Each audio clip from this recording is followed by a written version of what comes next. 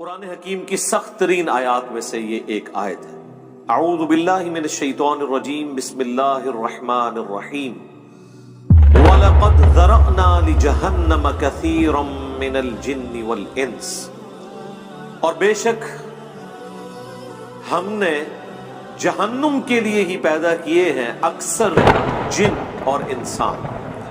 اللہم لا تجعلنا منہم، اللہم اجرنا من النار۔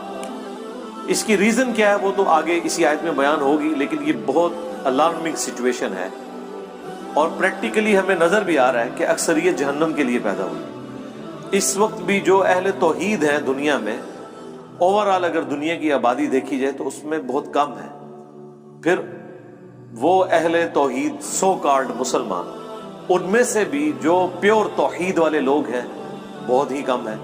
تو پریکٹیکلی ہمیں نظر آ رہا ہے کہ اکثریت جہنم کی طرف جا رہی ہے، یعنی یہ قرآن کی وہ سچائی ہے جو ہمیں دنیا میں نظر آ رہی ہے، لیکن یہ بڑی الارمنگ سچویشن ہے۔ دنیا میں اگر یہ اناؤنسمنٹ کی جائے 100 کے مجمع میں کہ میں ایک گولی چلاؤں گا جسے بھی لگ جائے، کوئی شخص یہ نہیں کہے گا کہ ایک ہی گولی ہے کون سی مجھے لگنی ہے، 100 بندے ہیں تھوڑے اور سارے دوڑ لگا دیں گے، کیونکہ خطرہ ہے نا۔ اور یہاں پہ اللہ تعالیٰ فرما رہا ہے کہ جنوں اور انسانوں کی اکثریت جہنم کے لیے پیدا ہوئی ہے، لیکن کوئی اسے سیریس لینے کے لیے تیار ہی نہیں ہے۔ بخاری اور مسلم دونوں میں حدیث موجود ہے، اللہ کے محبوب صلی اللہ علیہ وآلہ وسلم فرماتے ہیں کہ قیامت کے دن اناؤنسمنٹ ہوگی کہ جہنمی اور جنتی الگ کر دیے جائیں۔ یہ حضرت آدم علیہ السلام کی ڈیوٹی لگائی جائے گی، کیونکہ وہ جد امجد ہیں سب کے۔ تو پوچھیں گے یا اللہ کتنے جہنمی اور کتنے جنتی؟ تو اللہ تعالیٰ فرمائے گا ہر 1000 میں 999 دوزخ میں جانے والے اور صرف ایک جنتی۔ اور یہ وہ وقت ہوگا کہ جب لوگ غم کے مارے بوڑھے ہو جائیں گے۔ سورہ المزمل میں بھی ذکر موجود ہے کہ قیامت کا دن وہ ہے کہ جو بچوں کو بھی بوڑھا کر دے گا غم کے مارے، حتیٰ کہ سورۃ الحج میں ہے کہ اس دن تم دیکھو گے کہ دودھ پلانے والی اپنے شیرخوار کو بھول جائے گی، اور لوگ اس طرح نظر آئیں گے گویا کہ نشے کی حالت میں۔ وہ نشے کی حالت میں نہیں ہوں گے بلکہ اللہ کا عذاب بڑا شدید ہے۔ بخاری مسلم دونوں میں حدیث ہے، اللہ کے نبی علیہ السلام حکم فرمایا کرتے تھے کہ تشہد میں 4 چیزوں کے اگینسٹ اللہ کی پناہ طلب کرو۔ اللہم انی اعوذ بک من عذاب جہنم، پہلی چیز جہنم، ومن عذاب القبر، ومن فتنة المحیا والممات، ومن شر فتنة المسیح الدجال۔ جہنم کے اگینسٹ، قبر کے عذاب کے اگینسٹ، زندگی اور موت کی آزمائشوں کے اگینسٹ، اور دجال کے اس بڑے فتنے کے اگینسٹ اللہ کی پناہ طلب کرو۔ سنن ابی داؤد میں حدیث ہے جو فجر کی نماز کے بعد اور مغرب کی نماز کے بعد بغیر کسی سے گفتگو کیے ہوئے 7 دفعہ پڑھ لے اللہم اجرنی من النار، یا جمع کے صیغے سے اللہم اجرنا من النار، اے اللہ ہمیں بچا لے جہنم کی آگ سے، تو اللہ تعالیٰ ایسے شخص کو جہنم کی آگ سے محفوظ کرے گا۔ اللہم اجعلنا منہم مع النبیین والصدیقین والشہداء والصالحین، اللہم انا نسألک جنت الفردوس مع النبیین والصدیقین والشہداء والصالحین، آمین۔ یہ بڑا سینسٹیو ایشو ہے، تو پارہ نمبر 30 جب آئے گا تو آپ دیکھیں وہ تو سارے کا سارا سینٹرڈ اراؤنڈ قیامت کا دن اور آخرت کی سختیوں کے۔ بہرحال یہ اللہ تعالیٰ کی شفقت بھی ہے انسانیت کے لیے کہ آخرت میں جو رزلٹ نکلنے والا ہے وہ پہلے ہی بتا دیا ہے کہ بھائی اکثریت کے ساتھ یہ حال ہونے والا ہے، تو اپنا قبلہ درست کر۔ اس کا رزلٹ یہ نہیں نکالنا کہ چونکہ اکثریت نے جانا ہے لہذا محنت کرنے کی ضرورت نہیں ہے، ان سے بچنے ہی کوئی۔ آپ کئی لوگوں کو سنتے ہوں گے وہ کہتے ہیں کہ جی مجھے تو اللہ تعالیٰ نے چھوڑنا ہی نہیں قیامت کے دن، میں کم ہی ایسے پیڑے کیتے۔ اس طرح کے جملے کبھی بھی نہیں بولنے چاہیے۔ بخاری اور مسلم دونوں میں حدیث ہے، اللہ کے نبی علیہ السلام نے فرمایا کہ اللہ تعالیٰ فرماتا ہے میں اپنے بندے کے گمان کے قریب ہوں جس طرح میرے بارے میں گمان کرتا ہے۔ یعنی اگر آپ اللہ کے بارے میں اس طرح کا نیگیٹو گمان کریں گے تو اینڈ رزلٹ یہی نکلے گا۔ اور اگر اللہ کے بارے میں پازیٹیو گمان کریں گے اور اس کے لیے ایفرٹ پٹ کریں گے تو رزلٹ پازیٹیو. یعنی صرف گمان سے بھی کچھ نہیں اور صرف ایفرٹ پٹ کرنے سے بھی کچھ نہیں ہے. گمان بھی اچھا ہے. اللہ کی رحمت اللہ سے مانگنی ہے. بخاری مسلم دونوں میں حدیث ہے, کوئی شخص محض اپنے اعمال کی بنیاد کے اوپر جنت میں داخل نہیں ہو سکے گا. صحابہ نے جرت کر کے پوچھا, اے اللہ کے نبی کیا آپ بھی؟ اس کائنات میں سب سے بہتر اعمال جس شخصیت کے ہو سکتے ہیں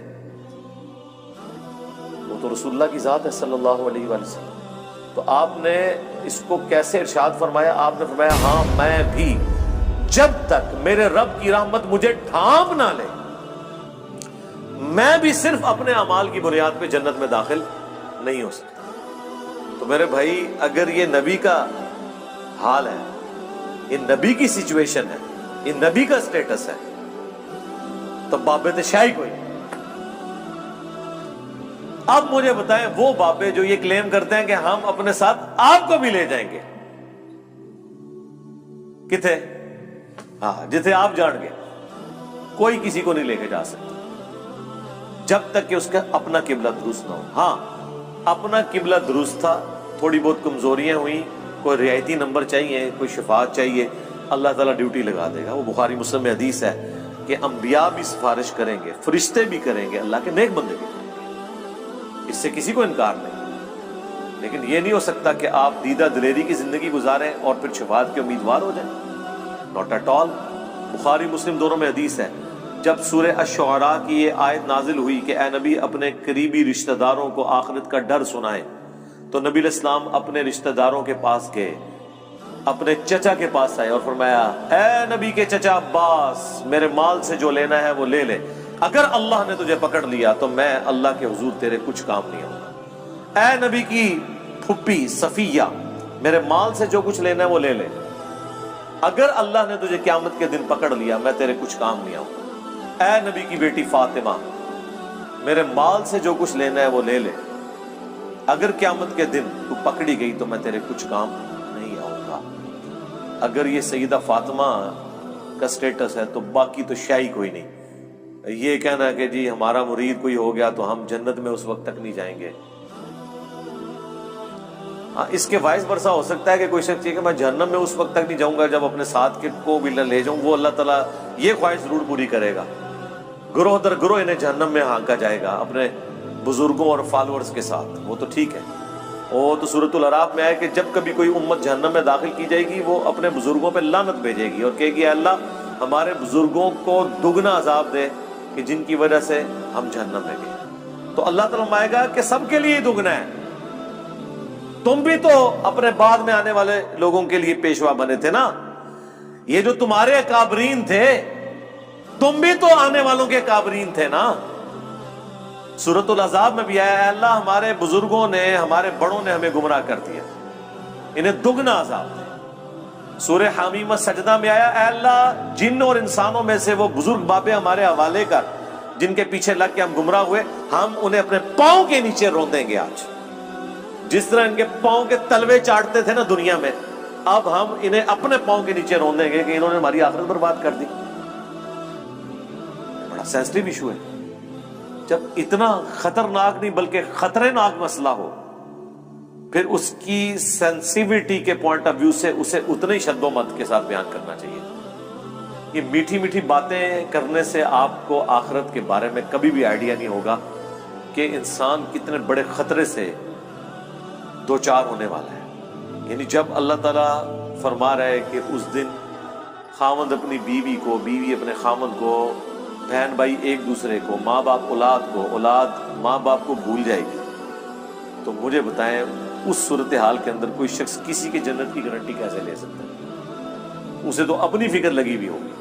اچھا دوسری طرف یہ دیکھیں کتنے دیدہ دلیر ہیں کہ بخاری مسلم میں حدیث ہے قیامت والے دن ہر نبی کہے گا نفسی نفسی, آج مجھے اپنی جان کی فکر ہے. آدم علیہ السلام کی جو غلطی معاف ہو چکی وہ اس کو یاد کریں گے. ابراہیم علیہ السلام اپنی اجتہادی خطا کو یاد کریں گے, موسیٰ علیہ السلام اپنی اجتہادی خطا کو یاد کریں گے. ہاں عیسیٰ ابن مریم کہیں گے کہ تم محمد رسول اللہ کے پاس جاؤ، اللہ تعالیٰ نے ان کی اگلی اور پچھلی ساری اجتہادی غلطیاں جو گناہ نہیں تھے وہ معاف فرما دیے، اور نبی علیہ السلام کے ہاتھوں پہ شفاعت کا دروازہ کھلے گا۔ آپ کے علاوہ، آپ کے سوا تمام پیغمبر نفسی نفسی کر رہے ہوں گے، تو اس صورتحال میں یہ کہنا کہ میرا بابا مجھے بچا کے نکال لے گا، تو تیرا بابا بڑا ہے یا اللہ کا پیغمبر بڑا ہے؟ سوچنے والی بات ہے، کتنی بڑی یہ توہین کر رہے ہیں، کتنی بڑی توہین کر رہے ہیں پیغمبروں کی۔ یہ اپنے باپوں کو پیغمبروں سے بڑا سمجھتے ہیں۔ انبیاء تو کریں کہ یا اللہ ہمیں اپنی جان کی فکر ہے، اور بابے کہیں کہ میں نے اس وقت تک جنت میں نہیں داخل ہونا جب تک کہ اپنے سارے مرید نہ لے جاؤں۔ یہ کہیں عقل میں بیٹھتی ہے؟ اسی لیے یہ بالکل ٹھیک کہتے ہیں کہ قرآن و حدیث ڈائریکٹ نہیں پڑھنا، گمراہ ہو جاؤ گے، کیونکہ جس سے وہ ہدایت بنائے بیٹھے ہیں وہ تو ہے گمراہی، اور جو اصل ہدایت ہے اس کو وہ گمراہی کہتے ہیں۔ یعنی جب وہ آپ کو کہہ رہے ہیں نا گمراہ ہو جاؤ گے، مطلب آپ ہدایت پہ آ جاؤ گے، کیونکہ گیئر ان کا الٹا لگا ہوا ہے نا۔ سورۃ الاعراف میں آیا کہ جو حق سے اناد کرتے ہیں نا ان کی یہ حالت ہو جاتی ہے کہ جب وہ گمراہی کا راستہ دیکھتے ہیں اسے اڈاپٹ کر لیتے ہیں، اور جب ہدایت کا راستہ دیکھتے ہیں اس سے روگردانی کرتے ہیں، کیونکہ وہ اسے سمجھ رہے ہوتے ہیں کہ یہ گمراہی کا راستہ ہے۔ جو اللہ تعالیٰ نے کہ شیطان نے ان کے برے اعمال ان کی نظروں میں سنوار دی۔ سورۃ الکہف میں آیا نا اینڈ پہ جا کے کہ ان کی ساری ایفرٹ دنیا کے لیے ہے، اور یہ سمجھ رہے ہیں بڑا اچھا کام کر رہے ہیں۔ قیامت کے دن ان کے لیے میزان عمل بھی قائم نہیں کی جائے گی۔ جو بڑے مجرم ہیں نا ان کو تو کہا جائے گا تہاڈا تے حساب کرنے کی بھی ضرورت نہیں، ایڈا کام پایا تسی۔ وہ اللہ تعالیٰ نے فرمایا ان کے لیے میزان عدل بھی قائم نہیں کی جائے گی، سیدھے اسٹریٹ جان کے ٹاپ و ٹاپ۔ اتنا سینسٹیو ایشو ہے، تو یہ پوری صورتحال میں اسی لیے آپ دیکھیں قرآن کا جو مرکزی ٹاپک ہے وہ انذار ہے، انذار، ڈر سنانا۔ وَأُوحِيَ إِلَيَّ هَذَا الْقُرْآنُ لِأُنذِرَكُمْ بِهِ وَمَنْ بَلَغَ۔ اے نبی تم فرما دو کہ مجھے قرآن اللہ نے اس لیے وحی کیا کہ تاکہ میں تمہیں ڈر سنا دوں، اور جس تک یہ کتاب پہنچ جائے وہ بھی اس کتاب کے ذریعے ڈر سنائے۔ اور یہاں پہ ہمارے ایک مولانا صاحب کہتے ہیں کہ جی اس طرح کے واعظین جو ہیں وہ انہوں نے لوگوں سے ان کا رب چھین لیا ہے۔ اوے اس طرح کا رب جو انہوں نے بنایا ہے وہ رب ان سے چھینے، انہیں اس رب کا تعارف کروائیں کہ جس رب کا تعارف اس شخصیت نے کروایا جس کی قبر مدینے میں ہے صلی اللہ علیہ وآلہ وسلم۔ امام غزالی نے احیاء العلوم میں مکاشفۃ القلوب کیمیائے سعادت کے اندر یہاں تک لکھا ہے کہ ایسے علماء واجب القتل ہیں جو رحمت کی آیات پڑھ پڑھ کے لوگوں کو اللہ تعالی سے بے خوف کر رہے ہیں۔ کیا وہ ہمیں یہ بتانا چاہتے ہیں کہ قرآن کی دھمکیاں جھوٹ ہیں؟ کیا وہ ہمیں یہ بتانا چاہتے ہیں کہ انبیاء جو قبر و آخرت کا ڈر سنا کے گئے، عذابات بتا کے گئے، وہ ہم سے ٹھٹا اور مذاق کرتے رہے ہیں، اور خدا کا تعارف وہ ہے جو یہ ہمیں کروائیں گے؟ او جی کوئی ماں اپنے بچے کو جہنم میں پھینک سکتی ہے تو اللہ کیسے پھینکے گا؟ ہائے ہائے ہائے ہائے، God is all living. Christians بھی یہی کہتے ہیں کہ مسلمانوں کا خدا تو بڑا سخت ہے، ہم جس خدا کو مانتے ہیں وہ آل لونگ ہے۔ تو ہم پھر انہیں کہتے ہیں رکو ذرا، صبر کرو، ابھی فیصلہ کر لیتے ہیں۔ یہ جو تم اس قسم کے چٹکلے چھوڑتے ہو کہ کوئی ماں اپنے بیٹے کو جہنم میں نہیں پھینکے گی، تو کوئی شخص یہ بھی گوارا نہیں کرے گا کہ کسی ایسی عورت کو موت دے دے جس کے 4 چھوٹے چھوٹے بچے ہوں، اور مرنے کے بعد سوتیلی ماں ان کے ساتھ برا سلوک کرے، خواہ وہ اس کے دشمن کی بیوی کیوں نہ ہو۔ ہاں جی ایسے ہی ہے۔ تو پھر اللہ تعالی روزانہ ایسی ہزاروں ماؤں کو موت کیوں دے دیتا ہے جن کے چھوٹے چھوٹے بچے ہوتے ہیں؟ تم تو کہہ رہے تھے خدا آل لونگ ہے، تو پریکٹیکلی تو ہم دیکھ رہے ہیں کہ کیا مائیں شیرخوار بچوں کو چھوڑ کے مر نہیں جاتی؟ تمہاری ڈاکٹرن میں تو کبھی کسی ایسی عورت کو موت نہیں آنی چاہیے اللہ کی طرف سے، کیوں آتی ہے؟ اس کا جواب ان کے پاس کوئی نہیں سوائے اس کے کہ خدا کی مرضی ہے، اس کے کوئی احساسات نہیں ہے۔ یہ جذبات سے پسیج جانا یہ ہم لوگوں کے ایشوز ہیں، یہ انسانوں کے ساتھ جڑی ہوئی چیزیں. اللہ تو بے نیاز ہے. سعد ابن ابی وقاص جب پرشین امپائر سے فائنل جنگ کے لیے جا رہے تھے قادسیہ کے لیے، تو حضرت عمر نے پیچھے سے ایک خط روانہ کیا تھا. اس میں لکھا تھا سعد تم اللہ کے نبی کے ماموں ہو، لیکن یاد رکھنا اللہ کا کوئی رشتہ دار نہیں ہے. ذرا سی ہینکی پھینکی کی نا تو اللہ نے معاف نہیں کرنا. نبی کے ساتھ تم ماموں کا رشتہ رکھ سکتے ہو. سگے ماموں نہیں تھے، وہ ننیال خاندان سے تھے. اللہ کا کوئی رشتہ دار نہیں. اللہ کا تو رشتہ دار پیغمبر بھی نہیں ہے. وہ تو اپنے پیغمبر کی زبان سے کہلوا رہا ہے ہمیں سمجھانے کے لیے 3 دفعہ. اللہ اکبر. سورۃ الانعام، سورہ یونس، سورہ الزمر. قل انی اخاف ان عصیت ربی عذاب یوم عظیم. اے نبی تم فرما دو کہ بالفرض اگر میں بھی اپنے رب کی نافرمانی کروں تو میں خود اس بات سے ڈرتا ہوں کہ بڑے دن کا عذاب مجھے بھی آ پکڑے گا. میرے بھائی یہ کون بات کر رہا ہے؟ اللہ کے نبی. اور کون کہلوا رہا ہے؟ اللہ. تو جب نبی کے جیسا ہے ہی کوئی نہیں تو تہاڈے بابے تے شے ہی کوئی نہیں جن کے اوپر تم نے اتنا تکیہ کیا ہوا ہے. کیا کبھی آپ نے حضرت ابو بکر، عمر، عثمان و علی سے سنا کہ جو ہمارا مرید ہو جائے ہم اس وقت تک جنت میں نہیں جائیں گے جب تک کہ اسے جنت میں لے نہ جائیں؟ حالانکہ وہ خود کنفرم جنتی تھے. آخری وقت تک ڈرتے رہے. جامعہ ترمذی میں حدیث ہے حضرت عثمان غنی جب بھی قبرستان جاتے تو بہت روتے تھے. لوگوں نے پوچھا کیوں؟ فرمایا اس لیے کہ خود میں اللہ کے نبی سے سن چکا ہوں کہ آخرت کی منزلوں میں سے پہلی منزل قبر ہے. جس کی یہ منزل صحیح نکلی اس کی اگلی آسان ہو جائے گی، اور جو ادھر پھنس گیا اس کی اگلی منازل مشکل در مشکل ہو جائے گی. اسی کو پنجابی میں ہم کہتے ہیں نا کہ عقل نہ ہوئے تے موجیں ہی موجاں، عقل ہوئے تے سوچیں ہی سوچاں. یعنی جو عقل نہ رکھے، سوچے نہ، اپنے دماغ کو استعمال نہ کرے تو موج مارے.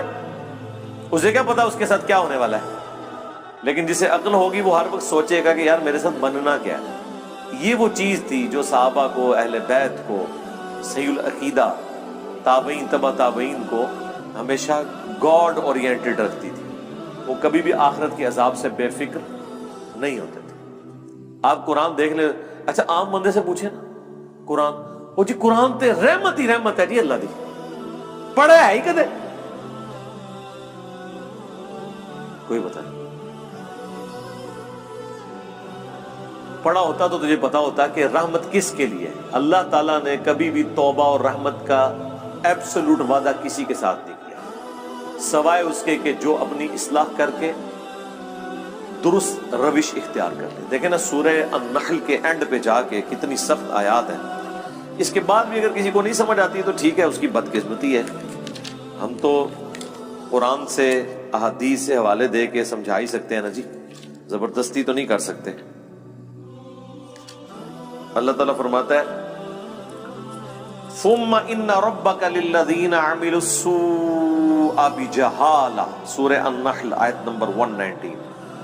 اس کے بعد تیرا رب ایسے لوگوں کے حق میں جو برے اعمال کر لیں جہالت کی بنا پر، ثم تابوا، پھر توبہ کر لیں، یعنی اللہ کی طرف پلٹ آئیں، من بعد ذالک، اس گناہ کے کرنے کے بعد، وَأَصْلَحُوا، اور اپنی اصلاح بھی کر لیں. إِنَّ رَبَّكَ مِن بَعْدِهَا، تو بے شک تیرا رب یہ کچھ کرنے کے بعد لغفور رحیم، ضرور بخشنے والا مہربان ہے. یعنی بخشنے والا مہربان کس صورت میں ہے؟ جب کوئی شخص توبہ کرے، توبہ کرنے کے بعد اپنی اصلاح کر لے تو اللہ تعالیٰ معاف کرے گا. لیکن آپ کو ہمیشہ آدھی پکچر بتائی جاتی ہے.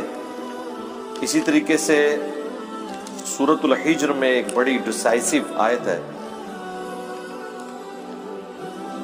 دیکھیں جی قرآن، پھر ہم اسی لیے تو کہتے ہیں نا کہ پھر قرآن کا خدا جو ہے پھر کوئی اور ہے، نعوذ باللہ من ذالک. یعنی ان لوگوں نے جو اللہ تعالیٰ کا ایک تعارف کروایا نا ایک بوڑھی نانی اماں کا، اور جی 70 ماؤں سے زیادہ. ہاں جی ابو جہل نال بھی، ہاں جس نے سیدنا یاسر اور سمیہ کو ظالمانہ طور پہ قتل کر دیا، اس سے بھی 70 ماؤں سے زیادہ. کن کہانیوں میں پھر رہے ہیں؟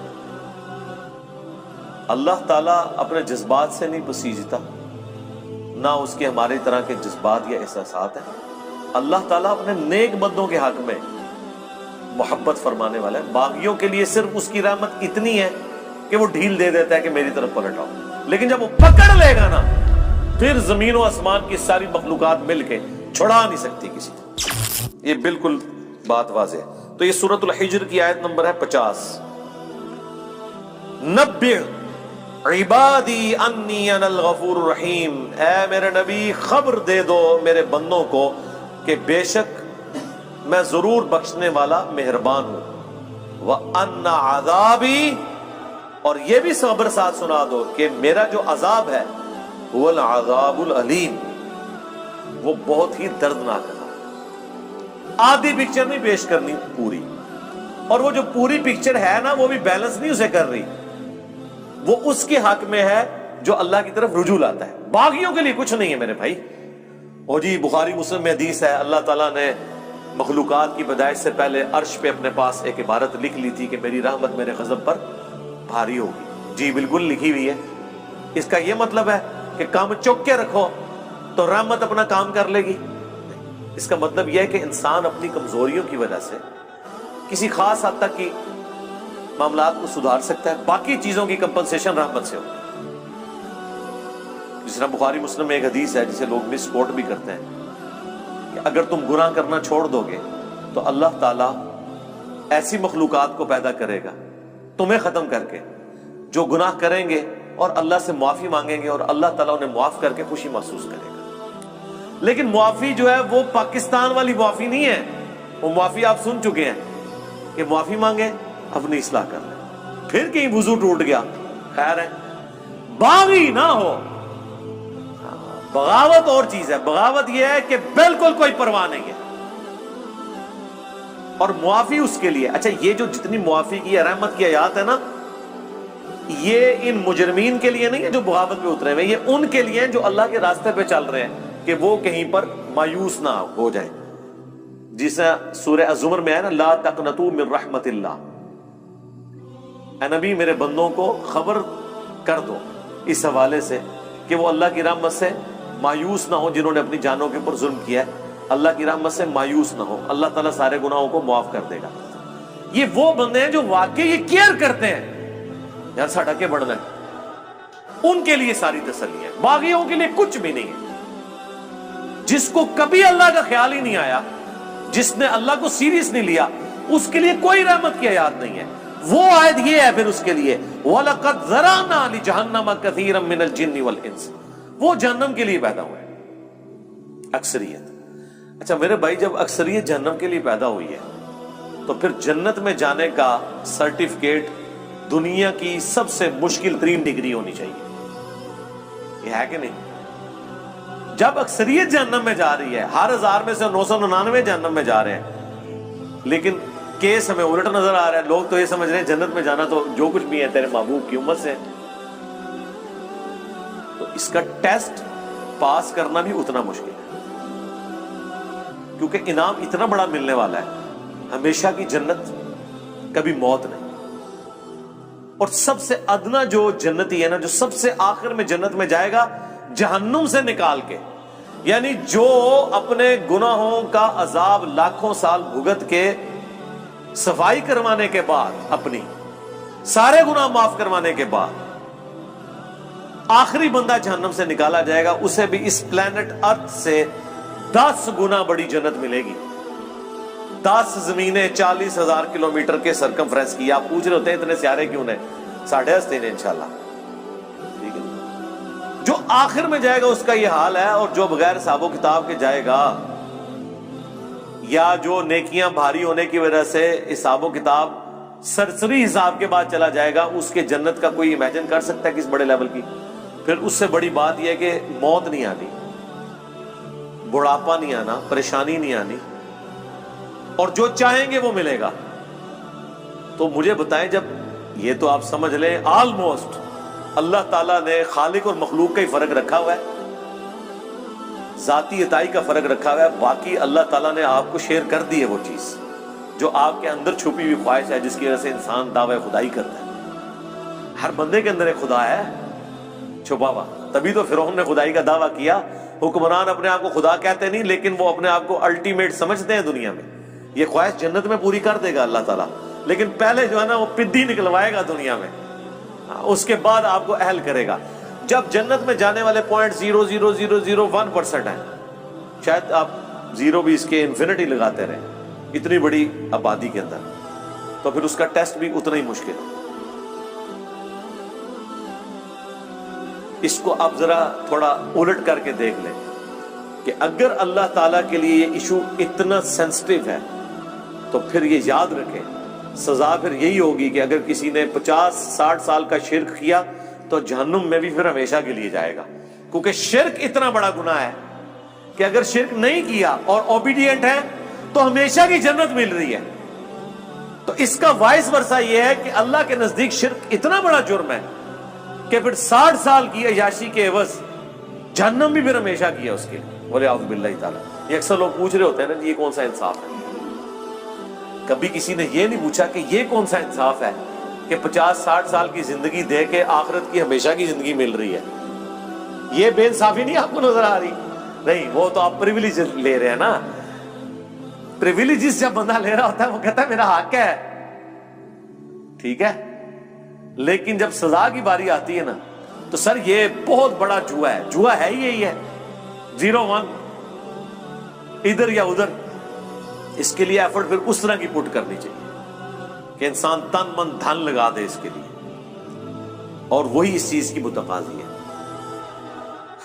اللہم اجرنا من النار وَلَقَدْ ذَرَأْنَا لِجَهَنَّمَ كَثِيرًا مِّنَ الْجِنِّ وَالْإِنسِ، اور بے شک ہم نے جہنم کے لیے ہی پیدا کیے ہیں اکثر جن اور انسان. لیکن وجہ کیا ہے؟ لَهُمْ قُلُوبٌ لَا يَفْقَهُونَ بِهَا، ان کو ہم نے دل دیے تھے، عقل دی تھی، لیکن انہوں نے کبھی وہ عقل استعمال ہی نہیں کی. یعنی یہ جو میں ابھی آپ کو آدھے گھنٹے سے ابھار رہا ہوں، وہ عقل جو دی ہوئی ہے نا اللہ نے، اس کے ذریعے میں نے آپ کو ٹریگر کروایا ہے. بس میں نے اپنا کام کر دیا، آپ کا بھی کام ہو گیا. اب آپ نے خود ہی جہنم کمانی ہے تو کمانی ہے. پتہ چل گیا کہ معاملہ بڑا ڈٹ ہے، بڑا خطرناک ہے، بلکہ خطرناک ہے.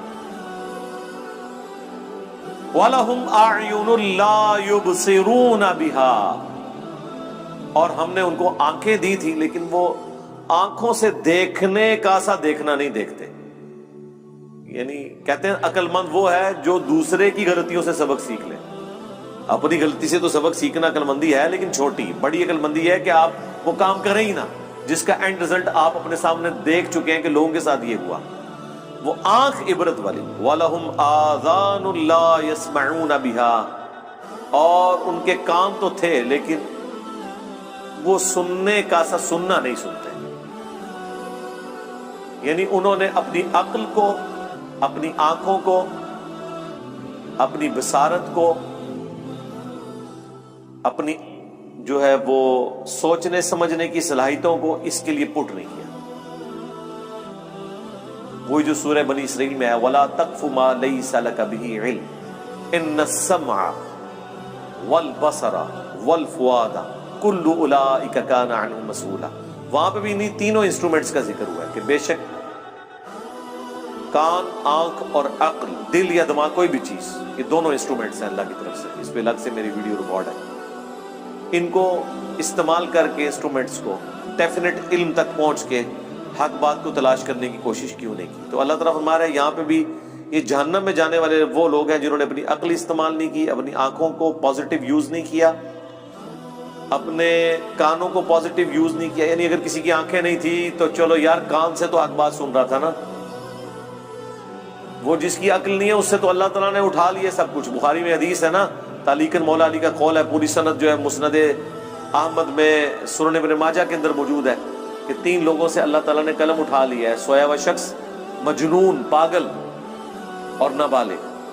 تو جس کی عقل نہیں ہے اس سے تو اٹھا ہوا ہے ٹیسٹ.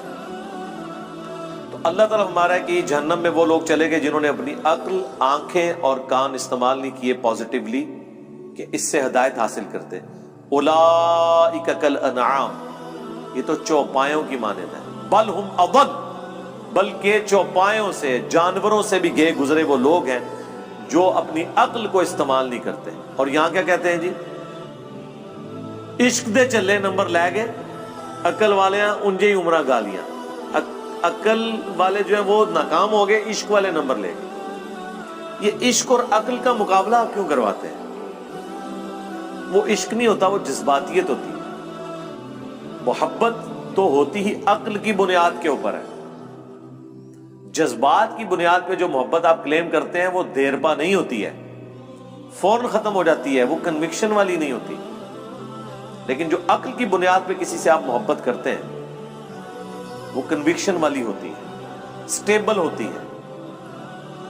عقل ایک ایسی چیز ہے جس کے ذریعے آپ اس محبت کو ارن کر سکتے ہیں۔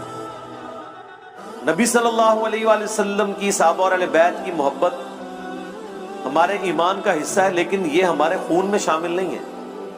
خون میں تو ہماری محبت ان رشتوں کے ساتھ ہے جو ہمارے ساتھ اٹیچڈ ہے، لیکن ان ہستیوں کے ساتھ ہماری محبت ہمیں ارن کرنی پڑتی۔ جب ہم ان کے بارے میں پڑھتے ہیں، ان کی اللہ کے لیے کمٹمنٹ پڑھتے ہیں، اللہ کا تعارف ہمیں ان لوگوں کی وجہ سے ہوا تو ہمارے دل کے اندر ان کے لیے جذبات پیدا ہوتے ہیں۔ ہم نے حضرت ابوبکر کو نہیں دیکھا، حضرت عمر کو، عثمان کو، علی کو، لیکن جب ہم ان کے واقعات پڑھتے ہیں کہ انہوں نے کس طرح پیشن سے نبی علیہ السلام کے لیے تن من دھن لگایا، تو ہمارے دل میں ان کے لیے محبت ہے۔ کیا وہ محبت اس وجہ سے ہے کہ وہ بڑے خوبصورت ہوں گے؟ ہو سکتا ہے آپ کو مایوسی ہو، آپ نے جو محبت کا اور خوبصورتی کا کرائٹیریا بنایا ہے اس میں وہ پورے نہ اترے۔ ہم بغیر دیکھے ان سے محبت کرتے ہیں ان کے اعمال کی وجہ سے۔ تو سرکار اللہ کا بھی یہی کرائٹیریا ہے۔ صحیح مسلم کی حدیث ہے، اللہ تمہاری شکلوں اور مال کو نہیں دیکھتا، دلوں اور اعمال کو دیکھتا۔ شکل کو کیوں دیکھے گا؟ شکل تو ہم نے خود بنائی نہیں اپنی، تو اللہ کسی کی شکل پہ کیسے فیصلہ کرے گا؟ جو بنائی اس نے خود ہوئی ہے۔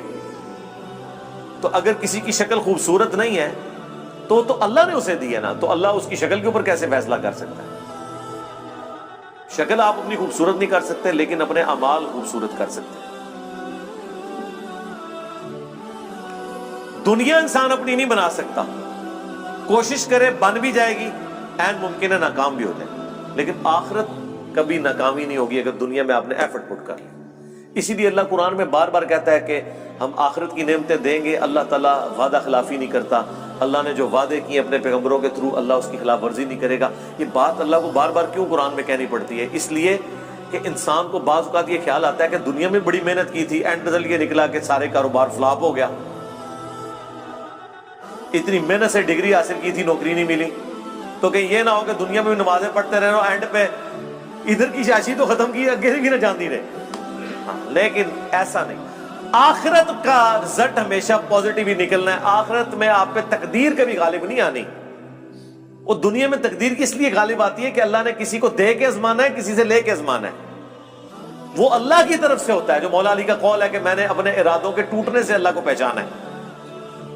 وہ قرآن میں حکم ہے اللہ تعالیٰ کی طرف سے، وَلَنَبْلُوَنَّكُمْ بِشَيْءٍ مِّنَ الْخَوْفِ وَالْجُوعِ وَنَقْصٍ مِّنَ الْأَمْوَالِ وَالْأَنفُسِ وَالثَّمَرَاتِ، ضرور آزمائیں گے بھوک سے، خوف سے، جان اور مال میں نقص کے ذریعے۔ تو دنیا میں ایسا کرنا یہ اللہ کے پلان کا حصہ ہے کہ محنت کرو گے، اینڈ پہ جا کے زیرو ہو جاؤ گے، 99 پہ سانپ کاٹ جائے گا، لیکن پھر دوبارہ اٹھو گے۔ نہ بھی اٹھے، اس کے پہلے آخرت کی تیاری کرتے رہے، وہاں 99 پہ سانپ نہیں کاٹے گا، ناٹ ایٹ آل۔ وہ اللہ تعالیٰ نے کہا آخرت میں یہ نہیں ہوگا کہ دنیا میں کسی نے محنت کی اور رزلٹ اپوزٹ نکلا ہے، ایسا نہیں ہوگا۔ ہاں یہ کہ غلط ڈائریکشن میں اگر کی، عاملۃ ناصبہ، عمل کر کر کے تھک جانے والے، عقیدے میں شرک ہے، پیغمبروں کی جو ڈیمانڈ ہے اپنے امتیوں سے کہ اللہ تعالیٰ تمہیں اس طرح کا انسان دیکھنا چاہتا ہے، وہ آپ پوری نہ کریں اور آپ اپنے من کے پھیرتے رہیں، لمبے بال رکھ کے، پگڑیاں باندھ کے آپ یہ سمجھ رہے ہیں کہ بس ہم جنتی ہو گئے ہیں، تو اس کے ذریعے تو میرے بھائی جنت نہیں ملنے والی۔ یہاں تو گیٹ اپ کے فتنے کے اوپر ہی سارے کا سارا معاملہ چل رہا ہوتا ہے۔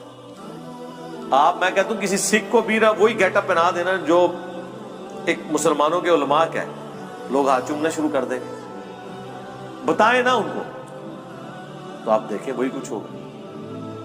یہاں تو یہ سب کچھ چل رہا ہے۔ تو اللہ تعالیٰ ہمارا کہ ایسے لوگ جانوروں سے بھی بدتر ہیں جو اپنے انسٹرومنٹس جو ہم نے ان کو دیے تھے انہیں یوز کر کے حق بات تک نہیں پہنچتے۔ یہ وجہ تھی ان کی جہنم میں جانے کی۔ اولئک ھم الغافلون، یہی وہ لوگ ہیں جو اصل میں غافل ہیں۔ غفلت میں پڑے ہوئے ہیں.